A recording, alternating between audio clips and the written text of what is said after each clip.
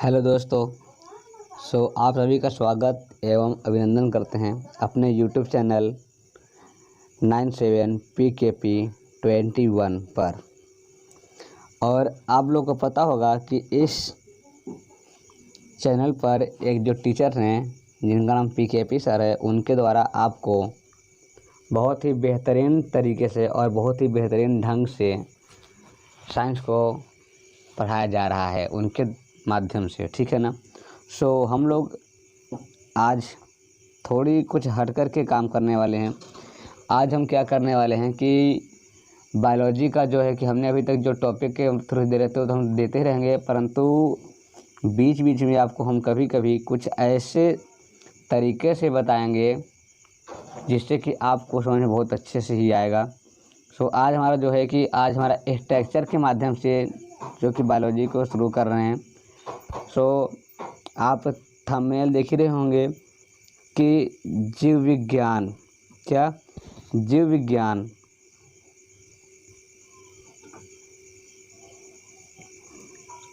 सामान्य परिचय। जीव विज्ञान में क्या सामान्य परिचय। चैनल का नाम है 97PKP21 और आप लोग इस चैनल को सब्सक्राइब और लाइक शेयर ज़रूर करें ताकि जो बच्चे अच्छे से पढ़ाई को करना चाह रहे हो और उनको उस तरीके से पढ़ाने वाले टीचर ना मिल पा रहे हों, वो लोग इन्हें ज़रूर देखें और बहुत ही अच्छे ढंग से उसे पढ़ें, ठीक है। हम लोग आगे की ओर चलते हैं और आज का जो पहला है क्या दिया हुआ है कि जीव विज्ञान का सामान्य परिचय। क्या है जीव विज्ञान का सामान्य परिचय। तो सबसे पहले हम बात करेंगे कि जीव क्या होता है, ठीक है ना, या जीव विज्ञान में हम लोग जीव की बात करें तो क्या है कि आज का जो है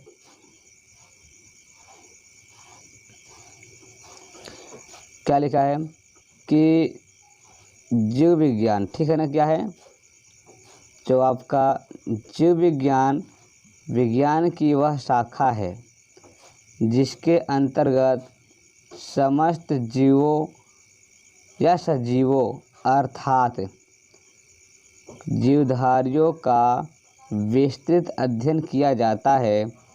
जीव विज्ञान शब्द का प्रयोग सर्वप्रथम लैमार्क, जो कि फ्रांस के रहने वाले थे, तथा ट्रेविरेनस, जो कि जर्मन के रहने वाले थे, उन्होंने 1802 ईस्वी में किया था, ठीक है ना। मतलब सिंपल सी बातें हैं कि जीव विज्ञान की वह शाखा जिसके अंतर्गत समस्त जीव या सजीव अर्थात जीवधारियों का विस्तृत अध्ययन किया जाता है, उसे हम क्या कहते हैं, जीव विज्ञान कहते हैं। अब जीव विज्ञान शब्द का सर्वप्रथम जो प्रयोग किया था किसने किया था, लैमार्क, जो कि फ्रांस के रहने वाले थे, तथा ट्रेविरेनस, जो कि जर्मन के रहने वाले थे। सन 1802 ईस्वी में इन्होंने इसका क्या किया, शब्द का प्रयोग किया था, ठीक है ना। आगे बातों को थोड़ा हम समझेंगे कि अब बात किया जाएगा कि जीव विज्ञान, क्या जीव विज्ञान। तो जीव विज्ञान को हम लोग इंग्लिश में कहते हैं बायोलॉजी। क्या बोलते हैं, बायोलॉजी। मतलब कि जिस विज्ञान के अंतर्गत हम लोग जीवधारियों का अध्ययन करते हैं, ठीक है ना, जिस विज्ञान के अंतर्गत हम लोग जीवधारियों का अध्ययन करते हैं उसे हम लोग क्या कहते हैं, जीव विज्ञान कहते हैं, ठीक है ना। क्या कहते हैं, जीव विज्ञान कहते हैं। अब अगर बात किया जाएगा कि जीव विज्ञान के पिता कौन हैं, ठीक है ना, तो जीव विज्ञान के पिता कौन है जी, अरस्तु हैं। परंतु बात किया जाएगा कि बायोलॉजी के पिता कौन हैं, तो बायोलॉजी के पिता कौन है, जो कि आपके कौन है, लैमार्क हैं। कौन है, जो कि लैमार्क हैं। अब अगर बात किया जाएगा कि जीव विज्ञान जिसको हम लोग क्या बोलते हैं, बायोलॉजी। बायोलॉजी को अगर हम दो भागों में डिवाइड कर दें, कितने भागों में, अगर इसको हम दो भागों में डिवाइड कर दें तो पहला हमारा भाग क्या हो जाएगा, पहला हो जाएगा बायो। क्या हो जाएगा, बायो, BIO। बायो का मतलब होता है जीवन। क्या होता है, जीवन। और लॉजी या लोगस, LOGOS, लोगस का मतलब होता है अध्ययन, या लॉजी का मतलब भी होता है अध्ययन। मतलब सिंपल सी बात है कि बायोलॉजी का जो आपका जो परिभाषा जो डिफिनेशंस है वो आपकी इसी में छिपा हुआ है बायोलॉजी में। मतलब जीवन का अध्ययन ही क्या कहलाता है, आपका जीव विज्ञान कहलाता है। ठीक है, चलिए समझिएगा। अब बात किया जाएगा कि सजीव कौन है। क्या बात किया जाएगा, सजीव कौन है, सजीव क्या है। तो सजीव हु इज़ द लिविंग, मतलब कि सजीव कौन है ना, तो क्या होना चाहिए, जिसमें श्वसन होना चाहिए। क्या होना चाहिए, जिसमें श्वसन होना चाहिए, ठीक है ना, और जिसमें ग्रोथ मतलब कि वृद्धि होनी चाहिए, जिसमें पोषण होती हो, या जिसमें पाचन होती हो, या जिसमें उत्सर्जन होती हो, या जिसमें प्रजनन होती हो। मतलब कि अगर इन सभी में से अगर कोई भी एक, ठीक है ना, अगर इन सभी में से अगर कोई भी एक अगर क्रिया अगर किसी में हो रहा हो तो वह क्या है, वह सजीव है। बात किया जाएगा कि सजीव, तो सही बात तो यह अभी तक है कि अभी तक सजीव का पूर्ण रूप से अभी तक इसका व्याख्यान नहीं मिल पाया है, क्योंकि हम कह सकते हैं कि सजीव उन्हें कहते हैं जो प्रजनन करता है, ठीक है ना। दूसरा कोई आए और बोलेगा सजीव उसे कहते हैं जो भोजन ग्रहण करता हो, जो खाना खाता हो। तीसरा कोई आकर के बोले कि सजीव उन्हें कहते हैं जो चलता हो। चौथा आकर के बोले कि सजीव हम उन्हें कहते हैं जिसकी वृद्धि होती हो। तो भाई साहब इन चारों ने भी तो सही कहा था, चारों ने तो सही बताया था, इसलिए हम क्या कहते हैं कि सजीव का अभी तक किसी ने सही ढंग से सही रूप से अभी उल्लेख नहीं कर पाया है। इसलिए हम कहेंगे कि सजीव क्या होते हैं, इन जो आपको हम बता रहे हैं इन सभी में से अगर कोई एक भी अगर क्रिया उसके शरीर में हो रहा है तो हम कहेंगे कि वह क्या है, सजीव है। ठीक है ना। आप देखते रहे होंगे जैसे कि मनुष्य, इंसान सजीव है, व्हेल मछली सजीव है, डॉल्फिन मछली सजीव है, पक्षी सजीव है, पेड़ पौधे सजीव है, ये सब क्या हैं, सजीव हैं। ठीक है ना। आगे हम लोग चलते हैं। आगे दिया हुआ है कि क्या पौधे सजीव होते हैं। मतलब कि किसी ने पूछा कि क्या जो प्लांट्स होते हैं वो भी सजीव होते हैं क्या। तो जी हाँ, प्लांट्स भी सजीव होते हैं। क्यों होते हैं, क्योंकि प्लांट्स भी क्या करते हैं कि अपना भोजन बनाते हैं, वो भी पाचन करते हैं, उनमें भी श्वसन होती है, उनमें भी वृद्धि होती है, ठीक है ना, और उनमें भी पोषण होती है, ठीक है, उत्सर्जन होती है, प्रजनन होती है। तो ये सब भी तो पौधे में होते हैं। तो इसलिए यहाँ कहा जा रहा है कि हाँ, क्या कहा जा रहा है, हाँ पौधे भी क्या होते हैं कि सजीव होते हैं। क्यों होते हैं भाई, क्योंकि इसमें भी श्वसन होती है। भाई पौधे भी तो श्वसन करते हैं ना, CO2 लेते हैं, O2 छोड़ते हैं, ठीक है ना। इसके बाद वृद्धि होती है, भाई पौधे भी तो बढ़ते हैं यार, पहले छोटे बच्चे होंगे, फिर कुछ समय बाद बड़े हो जाएंगे। उसके बाद बात किया जाएगा पोषण। भाई पोषण मतलब खाना बनाना, खाना खाना। जी हाँ, पौधे भाई ये तो आपको पता ही होगा कि पौधे अपना भोजन स्वयं से बनाते हैं, अपना भोजन खुद से बना करके खाते हैं। इसके बाद यह उत्सर्जन, क्या पौधे भी उत्सर्जन करते हैं, हाँ करते हैं ना। आप लोग देखते होंगे कि कभी कभी किसी पेड़ को काट दो, देखो कितना उसमें से क्या होता है कि उसके आंसू के तरीके से निकलता है ना, तो क्या हो रहा है, उत्सर्जन तो हो रहा है ना। जैसे हम लोग रोते हैं तो हम लोग अपनी आंखों से आंसू निकालते हैं, अश्रुग्रंथि से क्या करते हैं, आंसू निकालते हैं, तो क्या उत्सर्जन ही तो है। अगला दिया है प्रजनन। तो क्या प्रजनन करते हैं, जी हाँ प्रजनन भी करते हैं। फ्लावर जो होते हैं, जो फूल होते हैं, वो प्रजनन के तो ही मुख्य भाग होते हैं ना।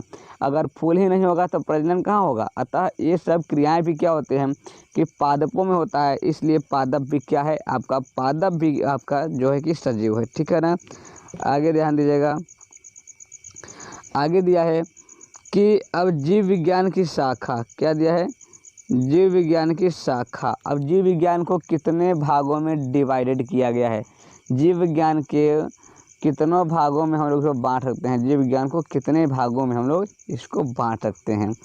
तो इसको क्या किया है कि इसको 2 भागों में बांटा गया। कितने भागों में बांटा गया, 2 भागों में बांटा गया, पहला और दूसरा। कौन सा, पहला और दूसरा। पहला बांटा गया जंतु विज्ञान, जिसे हम लोग इंग्लिश में कहते हैं जूलॉजी। क्या कहते हैं, जंतु विज्ञान को इंग्लिश में कहते हैं जूलॉजी। और वनस्पति विज्ञान को हम लोग कहते हैं बॉटनी। क्या बोलते हैं, बॉटनी। मतलब जंतु विज्ञान में हम लोग क्या करते हैं कि हम लोग प्राणियों का अध्ययन करते हैं, परंतु वनस्पति विज्ञान में हम लोग क्या करते हैं, इसमें हम लोग पादपों का अध्ययन करते हैं। अब अगर बात किया जाएगा कि जंतु विज्ञान के जनक कौन है, क्या बात किया जाएगा, जंतु विज्ञान के जनक कौन है, तो जंतु विज्ञान के जनक आपके अरस्तु थे। कौन थे, अरस्तु थे। और आपसे बात किया जाएगा कि जीव विज्ञान के जनक कौन है, तो उसके भी कौन थे, अरस्तु ही थे। अब अगर बात किया जाए कि वनस्पति विज्ञान के फादर्स, किसके, वनस्पति विज्ञान के फादर्स कौन है, तो कौन है जी, थियोफ्रेस्टस है। किसने, कौन है, तो थियोफ्रेस्टस हैं। चलिए आगे कुछ चलते, आप देख सकते हैं और दोनों भाई साहब जो हैं बुढ़े बैठे हुए हैं, लेकिन बढ़िया अच्छे दिख रहे हैं लोग, बहुत ही खूबसूरत दिख रहे हैं। आप यहाँ से अच्छे से देख रहे होंगे कि ये हमारे जो हैं कि अरस्तु चाचा जी हैं और ये हमारे जो हैं कि थियोफ्रेस्टस चाचा जी हैं। इन दोनों ने बहुत अच्छा काम किया था कि जंतु के बारे में बताया था और क्या बताया था कि पादप के बारे में बताया था कि भाई साहब ये दोनों क्या हैं, कि ये दोनों के दोनों क्या हैं, सजीव होते हैं। ठीक है ना, इन्होंने बताया था। ठीक है, आगे नेक्स्ट चलते हैं हम लोग।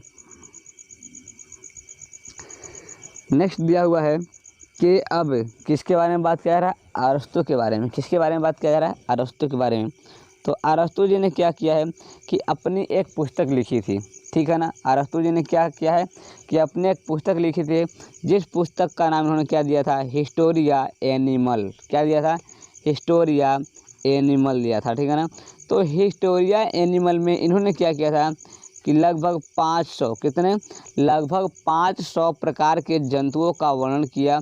इसलिए इन्हें जंतु विज्ञान के जनक कहते हैं। यही रीज़न है कि जंतु विज्ञान के जनक हम जो है कि अरस्तु को क्यों कहते हैं, क्योंकि यही रीज़न था कि अरस्तु ने अपनी पुस्तक, खुद की एक पुस्तक बनाई थी। उस पुस्तक का नाम क्या था, हिस्टोरिया एनिमल्स ना।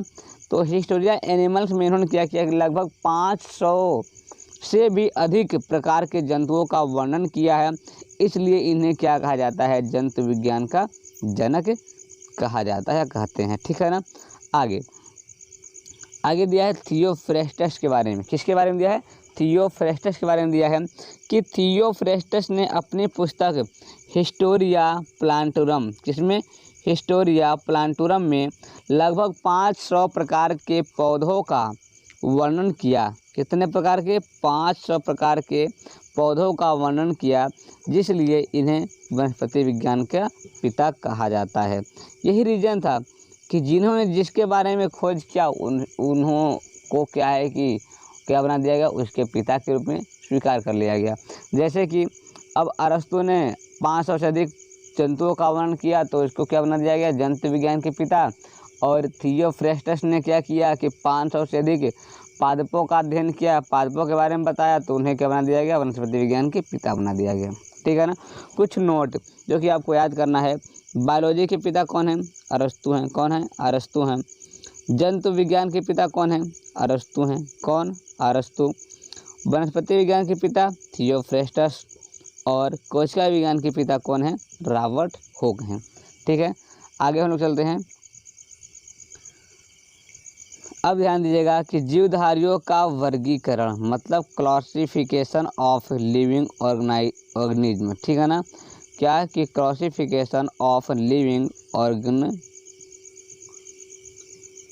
ऑर्गेनिज्म ना।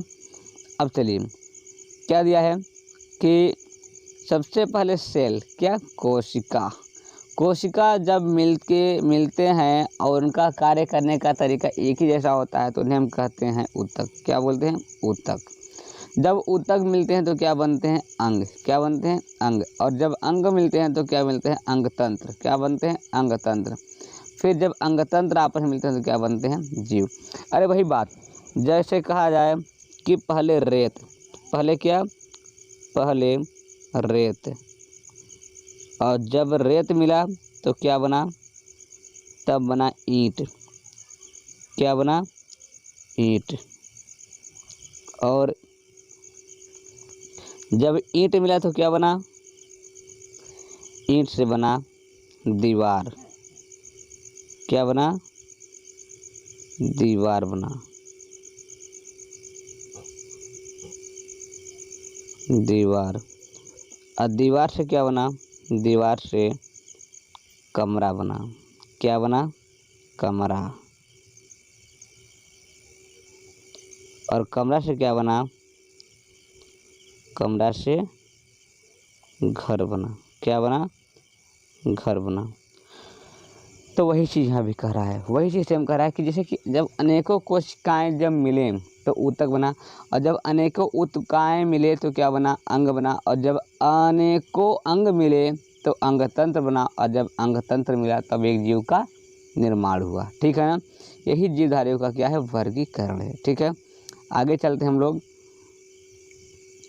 क्या दिया है कि जीवधारियों के वर्गीकरण में जीवों के आधुनिक वर्गीकरण की शुरुआत, जीवों के आधुनिक वर्गीकरण की शुरुआत कैरोलस लिनियस ने किया। किसने किया? कैरोलस लिनियस ने किया। फिर कैरोलस लिनियस को वर्गीकी का पिता कहा जाता है या फिर कहते हैं। ठीक है ना? मतलब कि fathers of taxonomy, fathers of taxonomy किसको कहा जाता है? तो हम उन्हें कैरोलस लिनियस को कहते हैं। किसको कहते हैं? कैरोलस लिनियस को। मतलब कि सबसे पहले आधुनिक वर्गीकरण जो है कि जीवों का आधुनिक वर्गीकरण करने का काम कौन शुरू किया था? तो कैरोलस लिनियस ने किया था। इसलिए कैरोलस लिनियस को वर्गीकी का पिता भी कहा जाता है या फिर उनको वर्गीकी का पिता भी कहते हैं। ठीक है ना? आगे ध्यान दीजिएगा। वर्गीकी टैक्सोनोमोलॉजी को 3 स्टेप, कितने स्टेप? 3 स्टेप में बांटा गया। पहला पहचान मतलब आइडेंटिफिकेशन, दूसरा क्लासिफिकेशन मतलब वर्गीकरण, क्या? क्लासिफिकेशन, तीसरा क्या है? नोमेनक्लेचर मतलब नामकरण ना। ठीक है, नोमेनक्लेचर मतलब नामकरण। ठीक है ना? मतलब इन तीनों से मतलब कि क्या हुआ कि इन्होंने आधुनिक वर्गीकरण किया था। इन तीनों को बांटने के बाद पहला क्या था? पहला था उसका पहचान, दूसरा क्या था?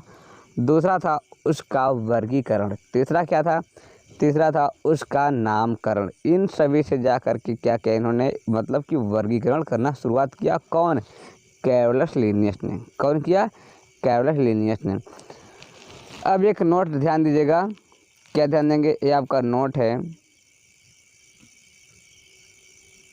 नोट क्या है कि कैरोलस लिनियस ने, कौन? कैरोलस लिनियस ने एक बुक लिखी। वाह, बहुत ही शानदार बात है भाई साहब कि कैरोलस लिनियस ने क्या लिखी? एक बुक लिखी, और उस बुक का इन्होंने नाम क्या दिया था? सिस्टेमा नेचुरी। कौन नाम क्या नाम दिया था? सिस्टेमा नेचुरी,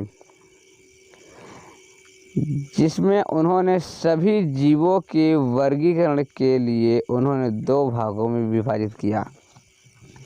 मतलब द्विनाम पद्धति या द्विवर्गीकरण, मतलब जो कह सकते हैं हम लोग कि जो 2 भागों में वर्गीकरण किया उसको किसने किया? किस वैज्ञानिक ने किया? तो भाई साहब कैरोलस लिनियस ने किया था। ठीक है ना?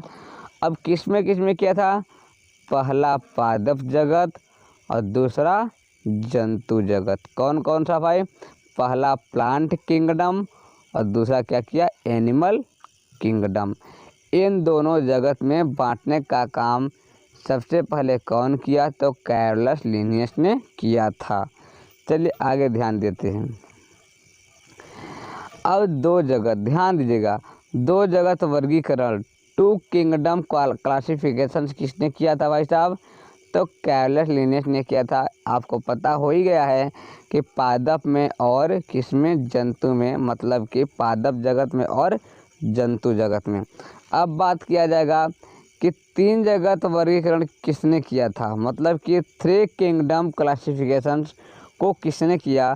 तो इसको किसने किया भाई साहब ने? इसको अर्नेस्ट हैकेल ने किया। किसने किया? अर्नेस्ट हैकेल ने किया। किसमें किया था भाई साहब? इन्होंने पादप में किया और जंतु में किया और प्रोटिस्टा में किया। किसमें किया? पादप में किया और जंतु में किया और प्रोटिस्टा। इंग्लिश में कहेंगे plant kingdom, animal kingdom and protista में इन्होंने किया। किसने किया? अर्नेस्ट हैकेल ने 3, किसमें? 3 वर्गीकरण किसने किया? अर्नेस्ट हैकेल ने किया। 2 डिवाइडेड किसने किया? 2 वर्गीकरण किसने किया? कैरोलस लिनियस ने किया। चलिए आगे ध्यान दीजिएगा। एक और थे जिन्होंने क्या किया कि जीवधारियों का वर्गीकरण उन्होंने 5 जगत में किया। कितने जगत में किया? 5 जगत वर्गीकरण को किसने किया था?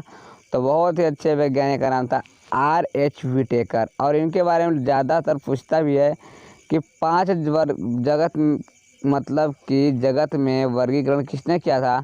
तो R.H. विटेकर ने किया था। किसमें पादप, किसमें किया था? पादप मतलब पेड़ पौधे। दूसरा जंतु, जंतु मतलब क्या होता है भाई? जंतु मतलब एनिमल्स जैसे हम लोग हो गए। तीसरा प्रोटिस्टा, क्या? प्रोटिस्टा। चौथा मोनेरा और 5वां कवक।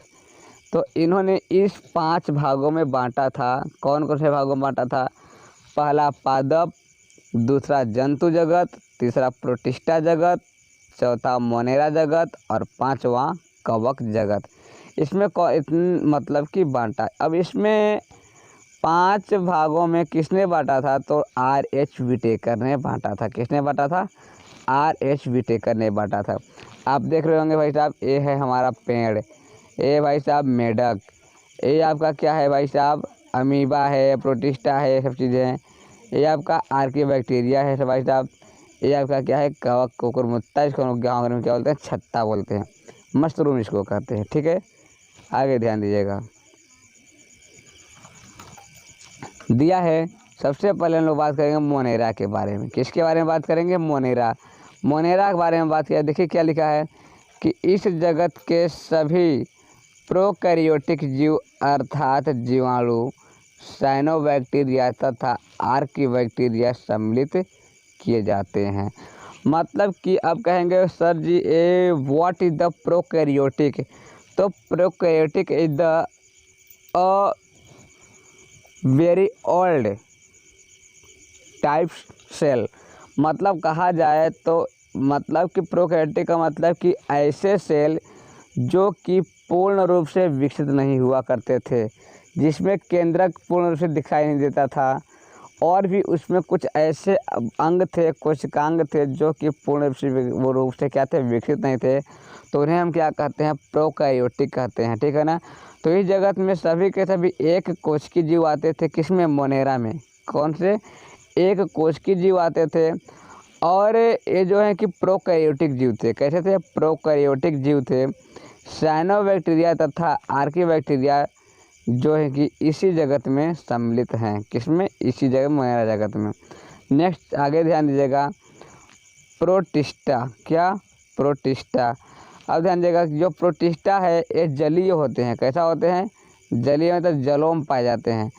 यूकैरियोटिक मतलब कहने का तात्पर्य क्या है कि इनका जो कोशिका का अंग था वो पूर्ण रूप से क्या था? विकसित था।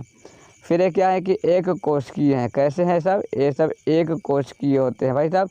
ये भी तो आपका मोनेरा भी तो एक कोशिकीय होता है, परंतु वो प्रोकैरियोटिक होता है। और आपका प्रोटिस्टा जो है कि एक कोशिकीय तो है, परंतु आपका यूकैरियोटिक होता है। जैसे कि उदाहरण के रूप में क्या है?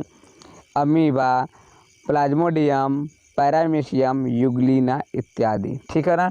आपको बता दिया जाए, नोट है कि यूग्लिना जो है, यूग्लिना दिख रहा होगा यहाँ पर, ये वाला ना, यूग्लिना है। यूग्लिना जो है कि पादप तथा जंतु के बीच की कड़ी का काम करता है। मतलब कहने का मतलब ये हुआ कि यूग्लिना जो होता है ना, वो पादप का भी काम करता है, अपना भोजन स्वयं से भी बनाता है, और कभी कभी वो जंतु के रूप में भी काम करना प्रारंभ कर देती है। चलिए आगे ध्यान दीजिएगा। अब बात करेंगे पादप की। किसकी बात करेंगे? पादप मतलब प्लांट। इस जगत में क्या? इस जगत में प्रायः सभी रंगीन बहुकोशिकीय प्रकाश संश्लेषण उत्पाद जीव सम्मिलित होते हैं। पुष्पीय तथा अपुष्पीय बीजीय पौधे सभी इसी जगत के अंग हैं। मतलब कि सिंपल सी बात, जो पादप जगत के होते हैं वो क्या करते हैं कि वह स्वपोषी होते हैं, अपना भोजन स्वयं से बनाते हैं, क्योंकि उनके पत्तियों में क्लोरोफिल नामक क्या तत्व पाए जाते हैं? वर्णक पाए जाते हैं, जो कि हम जिसे क्या बोलते हैं? हरित लवक कहते हैं। ठीक है ना।